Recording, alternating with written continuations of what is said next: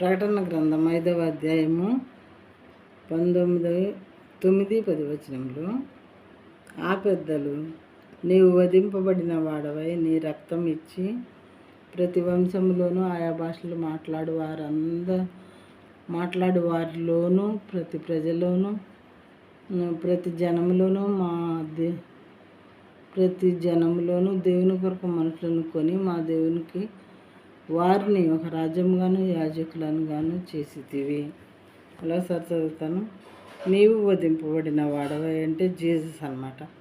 నీ రక్తం ఇచ్చి, ఆయన రక్తం అనే క్రయాన్ని ఇచ్చి ప్రతి వంశంలోనూ ఆయా భాషలు మాట్లాడు వారిలోనూ ప్రతి ప్రజలోనూ ప్రతి జనంలోనూ దేవుని కొరకు మనుషులను కొని మా దేవునికి ఒక రాజ్యముగాను యాజకులను గాను చేసితివి అని చెప్పి 24 మంది పెద్దలు అంటున్నారు అన్నమాట. జీసస్తో ఆయన రక్తాన్ని ఇచ్చి, మరి ఆ క్రయాన్ని ఇచ్చి వాళ్ళని రక్షించి కొని పరిశుద్ధపరిచి దేవుని కొరకు పరలోక రాజ్యం కోసం సిద్ధపరిచారు అని మీనింగ్ అన్నమాట.